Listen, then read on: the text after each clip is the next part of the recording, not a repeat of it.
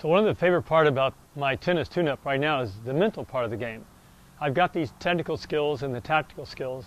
How do I perform these under the pressure of match play? And then also, how do I practice creating that pressure in my practice time? One of the first ways is to keep score. For example, keeping score. If you hit the ball where you want it to go, you win the point. If you miss it, you lose the point. So right away I've created a game score situation that creates mental pressure for me. How do I avoid the pressure that I feel when I'm keeping score? Well, that's focusing back on what's at hand. Not looking where the ball's going to go, but what I'm going to do to send the ball there. That's when you can do things that you measure your eyes, for example. How long does your eyes stay still when you hit a ball? Because the moment I start to look away too early, it's because I've lost my confidence, therefore I've lost my mental toughness. So as you see a player swing, you can measure how long should my eyes stay still.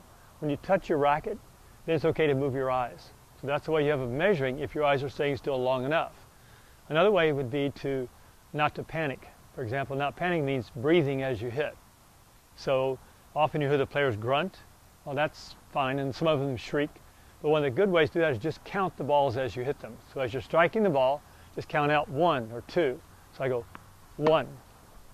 And much like if I were lifting weights, when do I exhale?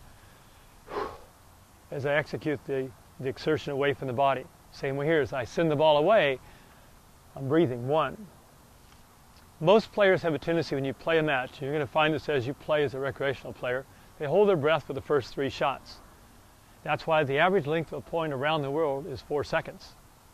Because by the 4th ball, you're panicked because you're not breathing anymore, and you start to realize that I'm going to die. And so you typically try to hit a big shot to get out of the situation you're in, hoping to either win or lose it one way or another. So as you breathe when you hit the ball, and then you breathe when your opponent hits the ball by counting 1, 2. I breathe twice during the point. Well, this sounds kind of silly. It goes back into the mental strength that you have. If I know I'm going to count the ball, guess what I have a tendency to do? I have a tendency to look at the ball much better because I have to time it so I can count it. So I see the ball coming over, I track the spin, I'm prepared to count it as I go, ready, 1. And how do I increase my reaction time on the other side? By counting his ball. As I see him about to strike the ball, I say 2. That tells my brain, he's just contacted the ball, it's coming your way, track it. As opposed to letting the ball come over the net and then being surprised by the fact that the ball is there. Mental toughness skills again. So are you looking for the spin? How long are your eyes staying still? And how can you measure that? Touch your racket, let your racket touch your left hand, then your eyes can go. Then you look kind of like Roger Federer. Another way is counting as you hit the balls. We mentioned another key way was making sure that you look for the spin. Most importantly, probably, you can even count your steps.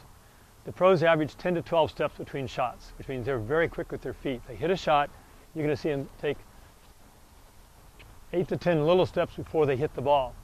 For 2 reasons. First of all, they're trying to improve their positioning, therefore they can improve the ball in their preferred strike zone. But also by moving more, you create energy or an enthusiasm that keeps you very motivated in the game. So for a while I may have to count my steps between shots just to kind of keep my level of focus very high when I play. So how do you measure that level of focus? We know on a scale of 1 to 10, when you're a competitive player in anything, whether it's pool or tennis or basketball, but in our game that we love, tennis, that your attention level, meaning your level to how focused you are right then, is at 8, 9, or 10. So at 8, 9, or 10, you're competitive. If your attention level is 7, 6, and 5, you're social, meaning you can still hit, you can still play, you can still talk, but your performance level is going to probably suffer a little bit as far as what you're doing. And if you're below that, you're probably going to hurt yourself or somebody else. So as you start to play, how can you measure your mental intensity or the quality of your play? If you feel like that if 10 were the maximum, where was your level of attention then? So it's called paying attention to attention. So as you're doing all your practice sessions, whether it's on the serve, the backhand, or the forehand, pause every so often and find out and measure on a scale of 1 to 10, where was I?